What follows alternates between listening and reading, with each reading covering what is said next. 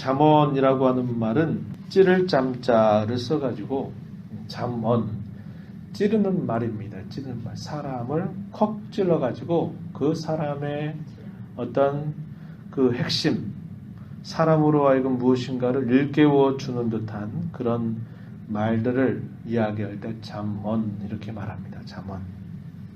어리석고 연약한 우리의 인생들을 깨우쳐서 참으로 지혜롭게 살아가는 것이 무엇인가 그것을 잘 가르쳐 주는 말씀입니다. 지혜롭게 살아가는 그런 삶이 무엇인가 할 때 그 지혜롭게 살아가는 삶은 하나님을 경외함으로 살아갈 수 있다라는 것을 말하면서 또 우리의 삶에 대한 분명한 책임을 우리가 생각하게 됩니다. 이런 참된 지혜를 얻는 그런 삶은 하나님을 경외하는 것으로 시작이 되고 하나님을 경외하는 것으로 완성됨을 대단히 강조하고 있어요. 이 잠언의 말씀은 크게 훈계, 가르침, 그리고 격언의 형식을 취하고 있는데 오늘 우리가 생각하고자 하는 이 본문의 말씀은 격언의 형식을 취하고 있으면서 소위 대꾸법이라 부르는 겁니다. 대꾸법. 앞에 있는 한 그 절 안에 앞에 있는 내용과 뒤에 있는 내용이 대꾸를 이루는 형식을 통해서 가르침 혹은 교훈을 전달하고 있다. 그래서 이것을 대꾸법이다 이렇게도 말하고 또 다른 말로는 평행법이다 이렇게 말하는 겁니다. 이런 형식들이 이제 잠언서에 굉장히 많이 이렇게 사용이 되고 있는 거죠. 똑같은 의미를 강화시키기 위해서 그런 동의적인 말로 또 다른 말로 이렇게 또 표현하는 거죠.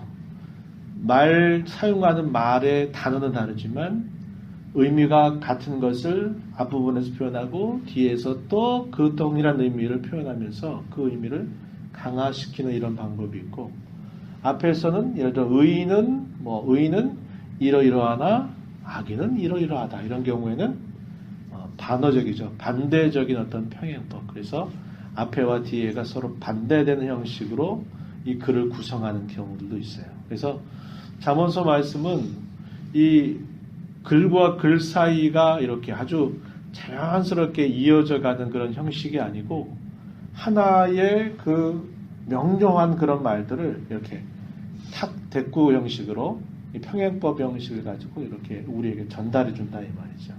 그래서 다른 성경을 읽을 때와 이 잠언서를 읽을 때는 굉장히 그 분위기가 다르다라는 것을 우리가 보게 되는 겁니다. 그래서 이런 평행법들을 많이 사용하고 있는 것이 대단히 특징이다 이렇게 말할 수 있겠어요. 오늘 우리가 읽은 이 본문의 전체 내용도 어떤 하나의 주제로 묻기가 대단히 어렵습니다. 그래서 오늘 우리가 읽은 이 본문의 말씀을 중심으로 해서 오늘 우리가 살펴보고자 하는 내용은 진실과 정직이라고 하는 것에 관한 이야기를 함께 살펴보려고 하는 것입니다. 이 진실과 정직에 관한 이런 이야기는 잠언서 전체에서 굉장히 반복적으로 메아리치고 있고 또 이러한 진실과 정직이야말로 참으로 지혜로운 삶을 살아가는 지름길이 됨을 이 잠언서는 우리에게 잘 가르쳐 줍니다.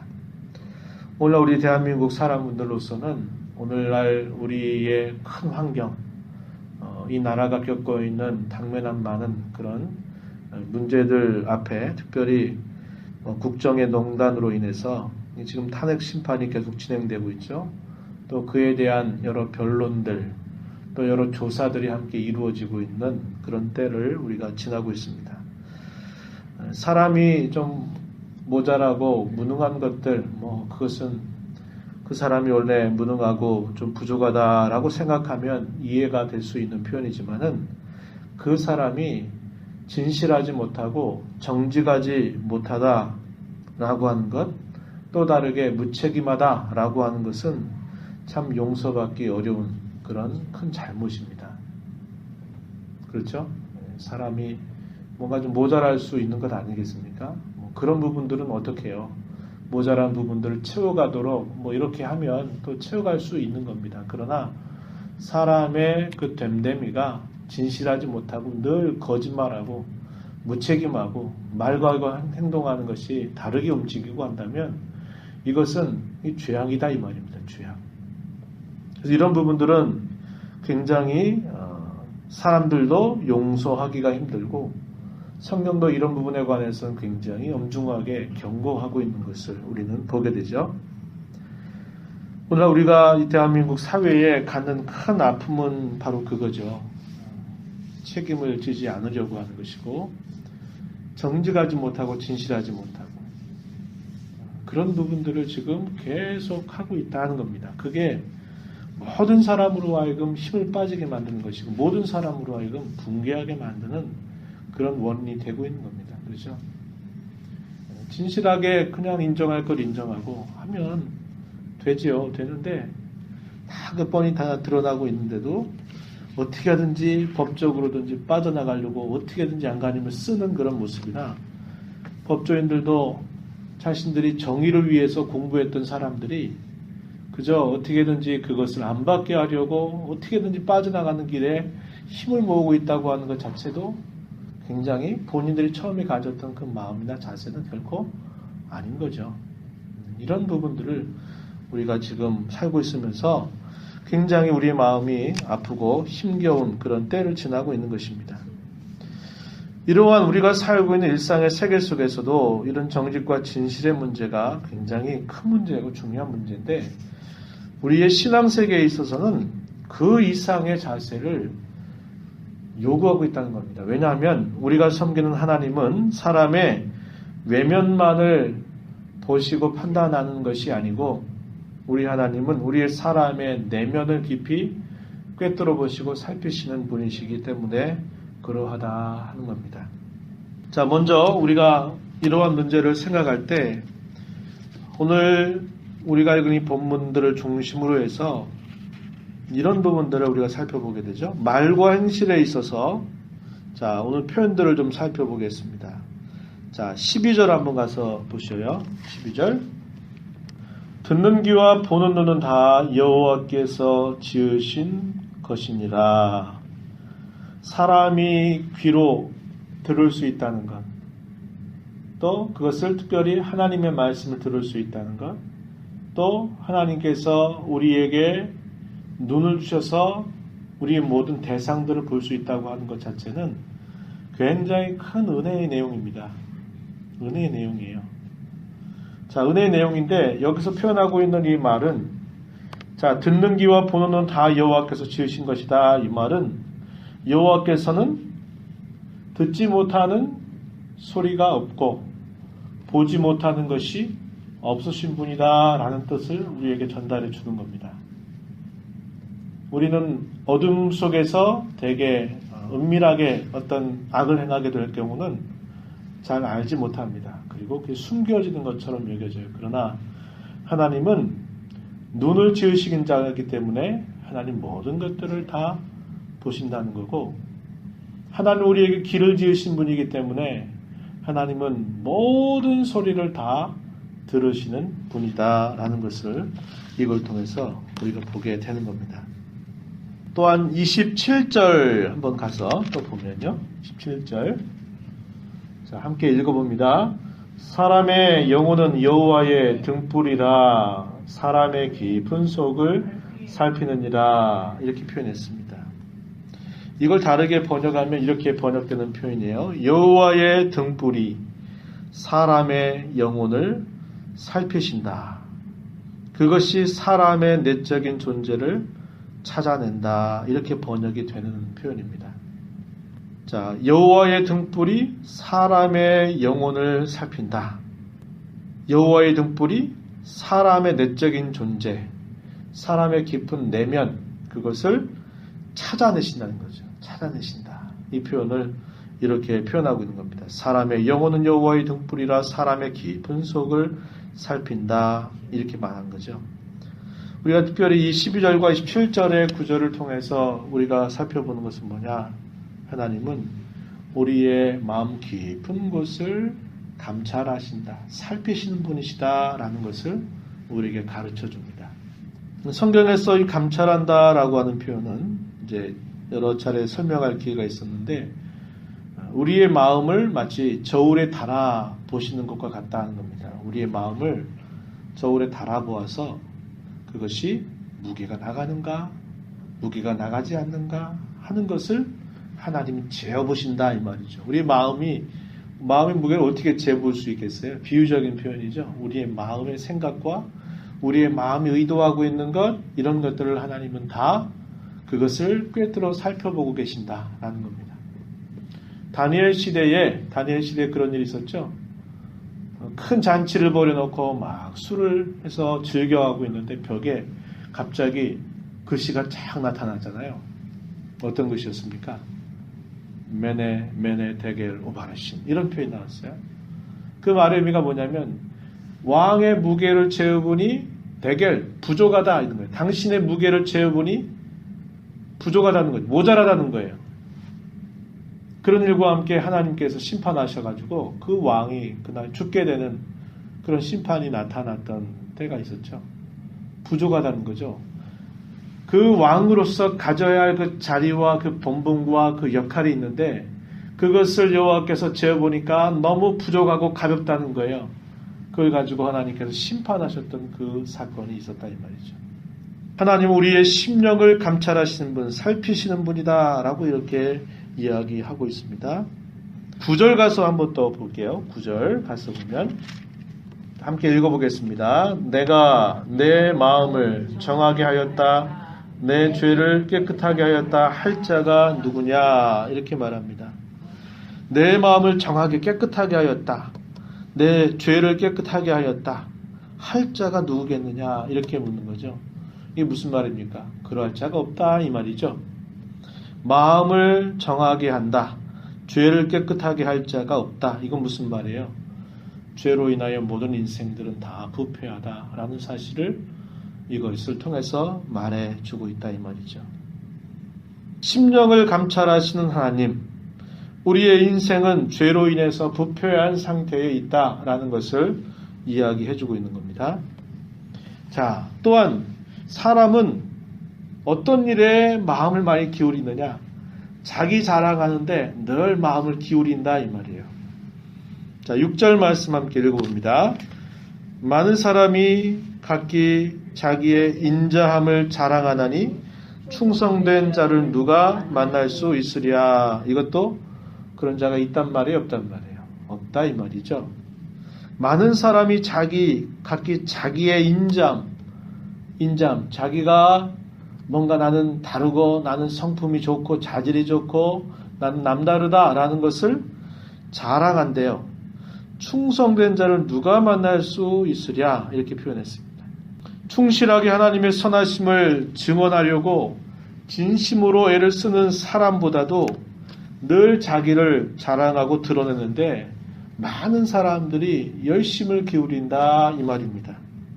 그걸 말하는 거예요. 그래서 하나님은 어떠하시고 사람은 어떠한가? 오늘 잠언서 몇 구절을 읽은 내용들을 통해 정리해보면 하나님은 사람의 외면, 나타나고 있는 것만 보는 게 아니라 나타나지 않은 내면을 깊이 꿰뚫어 보신다 그랬어요. 그래서 제가 전에 주일오후에 그런 이야기를 한번 했었어요. 죄라고 한 것을 말할 때 드러난 죄가 있고 감추어진 죄가 있는데 드러난 죄에 대해서는 이제 뭔가 행위로 드러난 결과를 말하는 겁니다. 이걸 두고 어떤 분은 그렇게 표현했어요. 사건화된 죄다 이렇게 말했어요. 사건이 이미 발생됐다 이 말이에요. 범죄 사건이 발생했다는 거예요. 근데 감춰진 죄가 있다는 거예요. 그건 뭐냐면 아직 사건으로 드러나지 않은 것이지만 이미 그 죄악된 생각과 마음이 이미 그 안에 있다 이 말이죠. 그래서 이걸 두고 뭐라고 말했냐면 사건화되지 않은 죄다 이렇게 말했어요. 우리가 소위 이런 말 쓰잖아요. 빙산의 일각이란 말을 쓰죠. 빙산의 일각. 이게 무슨 말입니까? 배를 타고 북극이나 남극을 쭉 가다 보면은 이 빙산이 보이는 거예요. 빙산이 보이는데 그 빙산에 보이는 부분은 그 빙산의 작은 부분만 보인다는 거예요. 근데 물속에 들어가서 그 빙산을 보게 되면 겉으로 표면적으로 드러난 것은 굉장히 작아 보이지만 그 밑에 보면은 그야말로 큰 산을 이룰 만큼 거대한 그런 얼음덩어리가 있다는 거예요. 근데 겉모습을 볼 때는 그게 조금만 수면에서 이렇게 올라와 보인다는 거죠. 그런 걸 두고 빙산의 일각이라고 그러는 거예요. 사람의 마음속에 사건화되지 않은 그 범죄의 내용들을 우리는 사람은 못 보니까 범죄가 아니라고 말하지만 하나님은 우리의 심령을 다 재어보시는 분이기 때문에 이미 그것을 보고 너는 벌써 죄를 지었다 이렇게 판단하시는 거예요. 그것이 이렇게 사건으로 나타나는 것은 사실 빙산의 일각이에요. 말 그대로. 그렇단 말이죠. 사람은 하나님을 선하다 증언하는 그런 태도, 그런 충실함을 갖는 것보다도 사람은 항상 자기가 잘났다, 나는 괜찮아, 난 너보다 좋아 하는 것에 항상 사람은 마음을 기울이고 있다는 거죠. 자기 자랑 이런 것에 굉장히 익숙하다라고 이렇게 고발하고 있는 겁니다. 잠언서가 그걸 찌르고 있는 거예요. 사람들은 자기 잘난 멋에 살고 자기 잘났다고 생각하지만 하나님의 이 지혜로운 말씀은 그 잘났다고 하는 것이 얼마나 허망하고 얼마나 허상이고 얼마나 헛된 것인가를 이런 지혜로운 말을 통해 가지고 야 너네 아무것도 아니야. 얼마나 하나님 앞에 이게 큰 죄악인지 아느냐 이렇게 하면서 정신 차리라고 콕 찔러주는 말을 하고 있는 겁니다. 이것은 우리의 어떤 말이나 행실에 있어서 그러할 수 있다 이렇게 볼 수 있겠고 또 삶에 있어서도 또 이런 부분들을 우리가 살펴볼 수 있습니다. 자, 오늘 우리가 읽은 본문 말씀 중에 10절 말씀 한번 읽어봅니다. 10절 한결같지 않은 저울추와 한결같지 않은 되는 다 여호와께서 미워하시느니라. 한결같지 않은 저울이라고 하는 게 뭐예요? 저울을 속인다 이 말이죠. 저울을 속인다는 거죠. 한결같지 않은 되가 뭐예요? 옛날에 그렇죠. 옛날에 우리 대박 해가지고 이렇게 쌀이나 곡식을 이렇게 퍼서 그 단위를 재는 되를 말하는 거예요. 한결같지 않은 되는 여호와께서 미워하신다.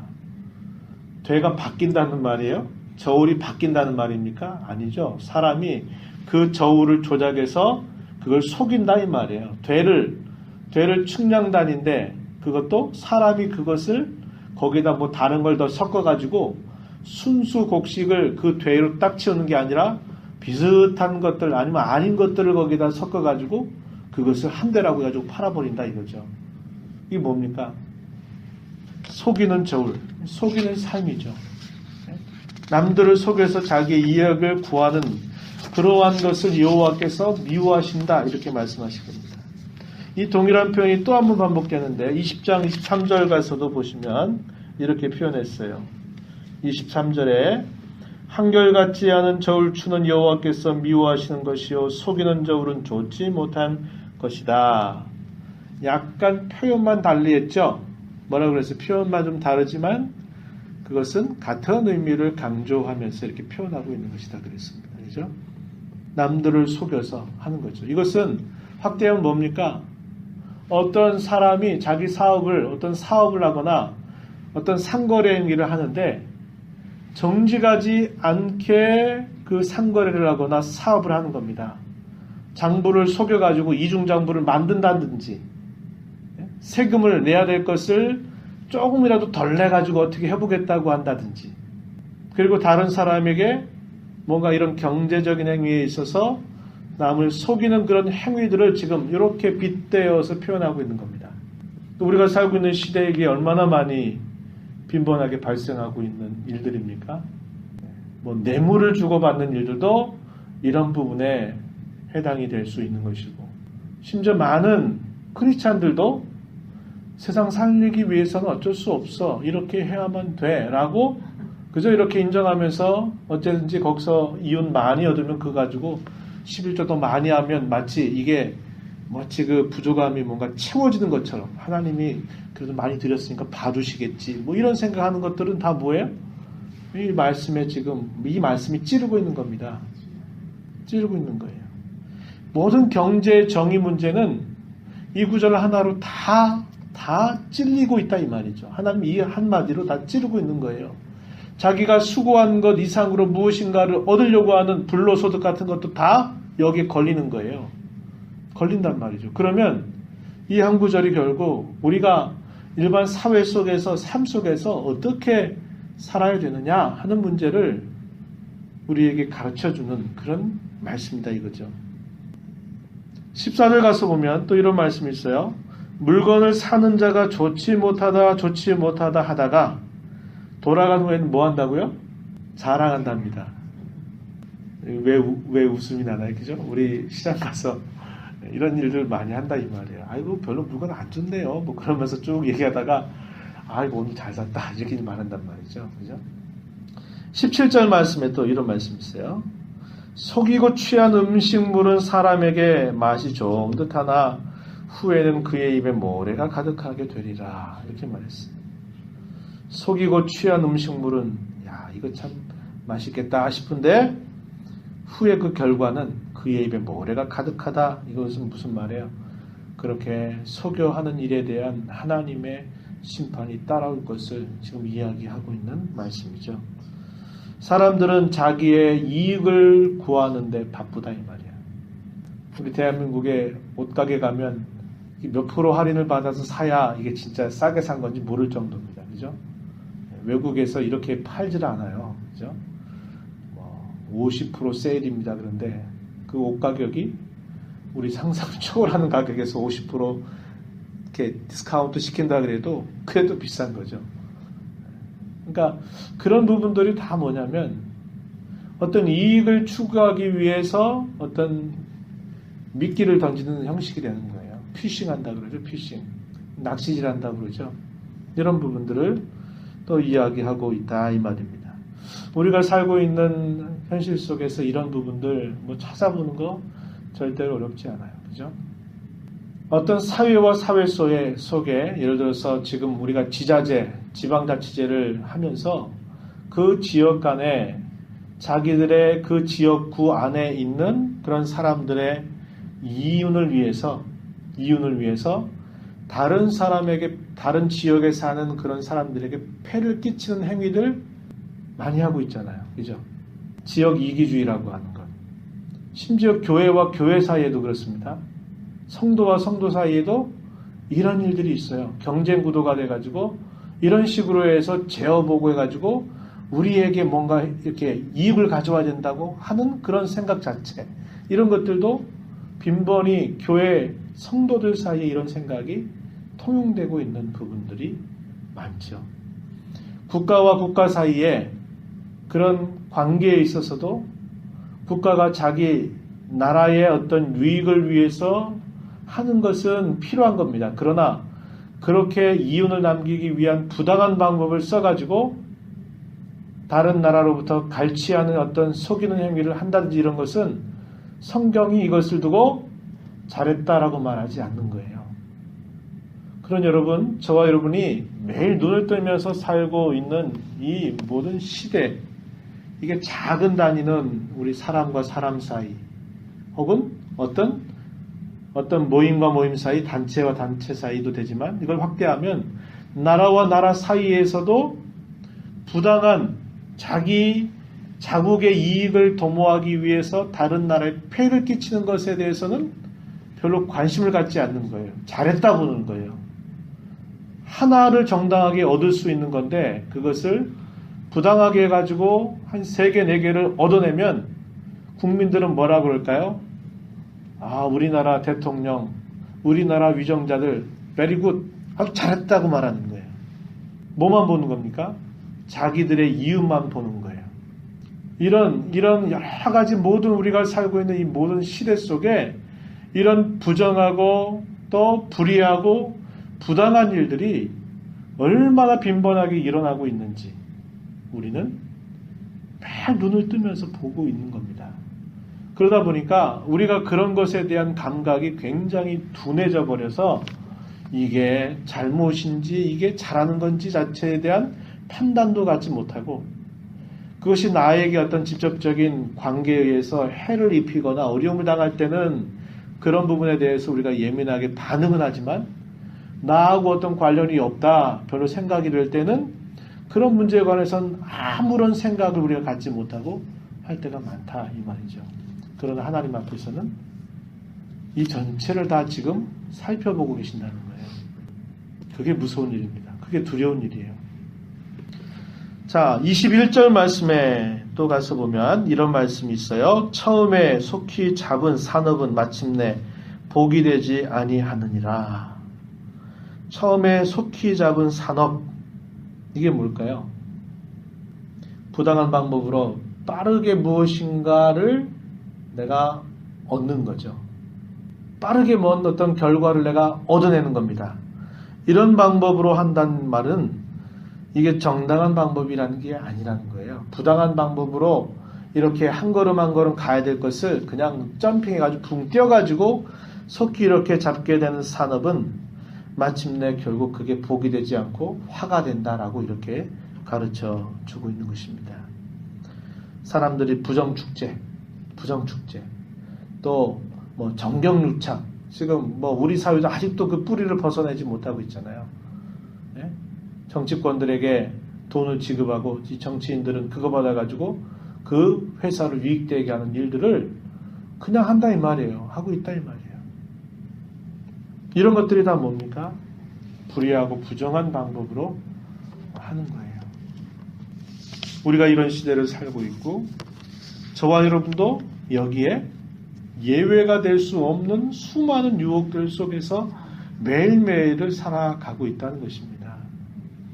그래서 우리가 이런 관계를 우리가 생각하면서 우리가 이 땅에서 저희가 믿지 않는 사람들과 똑같이 섞여 산다면 그런 것에 대해서 그냥 남들이 티나지 않을 정도, 남들보다 너무 뒤처지지 않으면 되고 남들보다 너무 앞서가지 않기만 하면 돼요. 그 정도면 됐다.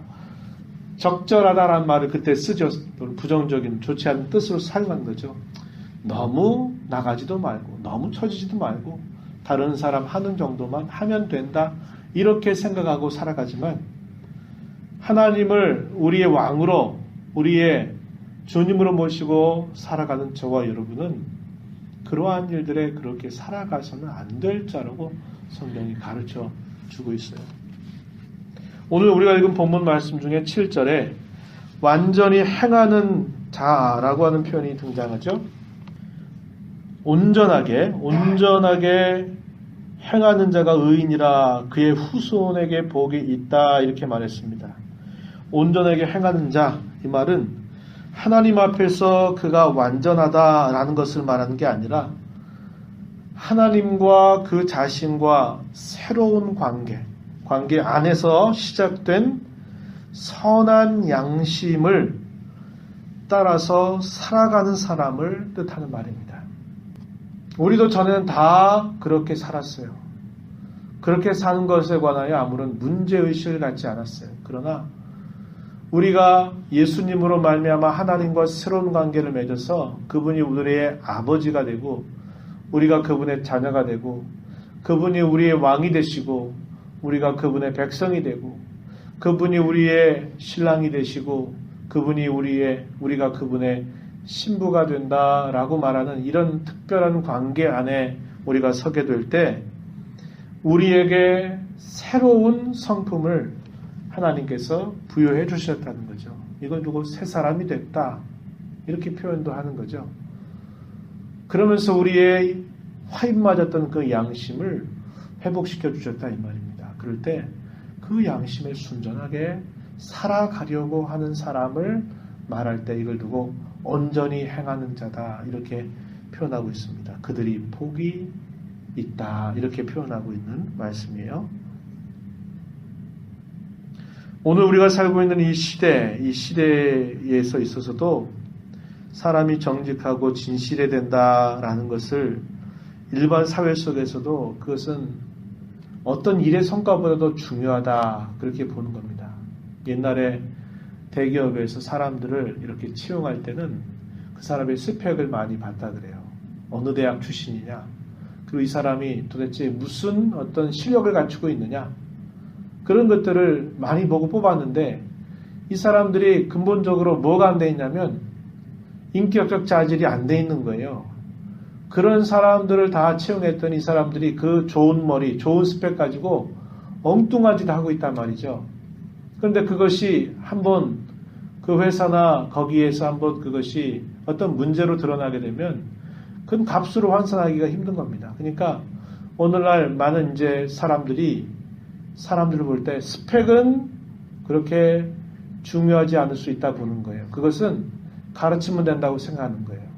어차피 대학에서 공부해도 우리 회사에서 일을 하려고 하면 우리 회사가 해오던 방법을 잘 가르쳐주면 돼요. 인턴십을 통해 잘 가르쳐서 그대로 하게 하면 돼요. 그러나 사람이 훈련으로 안 되고 돈으로 해서 그 사람을 기르지 못하는 게 뭡니까?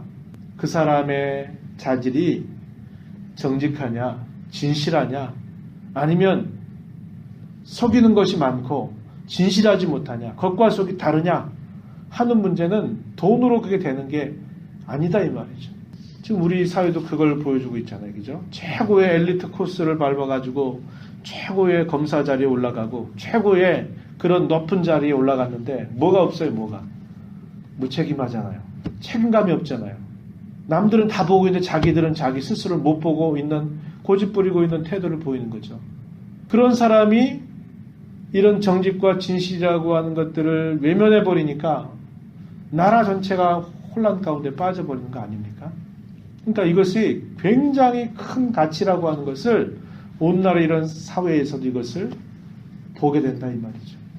그래서 사람의 성품이 중요하다라고 이렇게 말해서 오늘날 교육에 있어서도 성품 교육에 대한 그런 센세이션이 많잖아요. 사람의 성품이 좋아야 된다.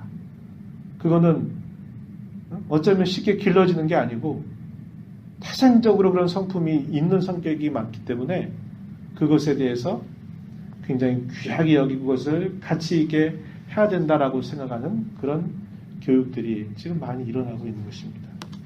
그러나 이러한 것들이 오늘날 사회에서 요구되고 있는 자질이기 때문에 우리가 그런 자질을 힘써야 된다기보다는 그것은 본래 하나님의 백성들이 하나님의 성품을 닮아서 힘써야 할 가치이고 또 그것은 여전히 그래야 된다라고 성경이 우리에게 가르치기 때문에 더 우리가 이런 부분들을 중요하게 여겨야만 된다라고 하는 것입니다. 오늘과 이 말씀을 생각하면서 하나님 앞에서 우리 각자 자신에 대해서 세상을 향해서 또 함께 그리스도 안에서 함께 성도로 부름받아 자녀가 된 성도와 성도 서로를 향해서 이런 진실함과 정직을 잘 배워가고 힘써가고 실천하는 삶을 살아가는 저와 여러분이 되기를 진심으로 바랍니다.